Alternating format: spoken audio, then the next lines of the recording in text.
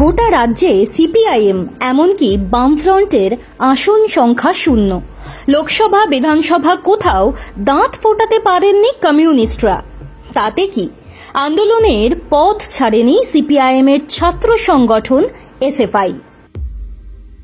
সম্প্রতি নানান আন্দোলনের সঙ্গে জড়িয়ে রয়েছে এই বামপন্থী ছাত্র সংগঠন। উঠে আসছেন অনেক তরুণ নেতৃত্ব, অতীতেও এসেছে।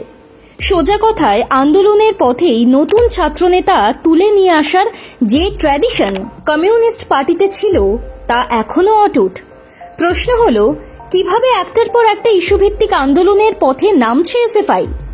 সাম্প্রতিক আরজি করের ঘটনার জেরে যে আন্দোলন, তার সঙ্গে জড়িয়ে রয়েছে একটি নির্দিষ্ট ঘটনা। এমনকি এসএসসি দিয়ে চাকরি পাওয়া শিক্ষকদের চাকরি চলে যাওয়ার ফলে যে আন্দোলন, তার নেপথ্যেও রয়েছে ঘটনা পরম্পরা। সমাজে ঘটে যাওয়া এমন ঘটনার জেরে আন্দোলন সংগঠিত করাটাই রাজনীতির বৈশিষ্ট্য। আবার রাজ্য এসএফআই সম্প্রতি কলেজে নির্বাচন বন্ধ হওয়ার বিরুদ্ধে সরব হয়ে আন্দোলনে নেমেছিল। তার সঙ্গে রাজনীতির সম্পর্ক রয়েছে।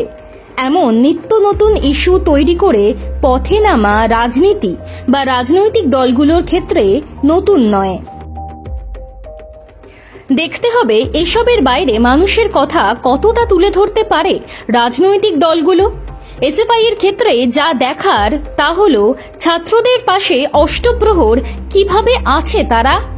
সেদিক দেখলে 16ই জুন ছাত্রদের পাশে থাকার অঙ্গীকারের এক জ্বলন্ত উদাহরণ তৈরি করতে চলেছে এসএফআই।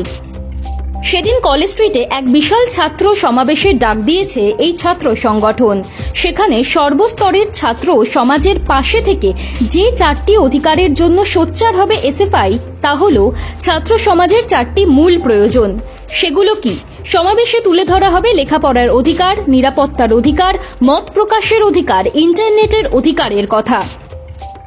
যেভাবে জীবন ধারণের 3টি মূল উপাদান খাদ্য, বস্ত্র আর বাসস্থান, তেমনি শিক্ষার জন্য আরো স্পষ্ট করে বললে ছাত্রছাত্রীদের কিছু ন্যূনতম চাহিদা রয়েছে।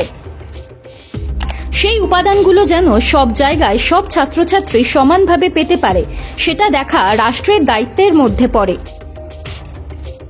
এসএফআই নেতৃত্ব মনে করে কেন্দ্রে বিজেপি সরকার এবং পশ্চিমবঙ্গে তৃণমূল সরকারের রাজত্বে এই ন্যূনতম প্রয়োজন গোটা ছাত্র সমাজের কাছে সমানভাবে যাচ্ছে না। যেমন ইন্টারনেটের ব্যবহার।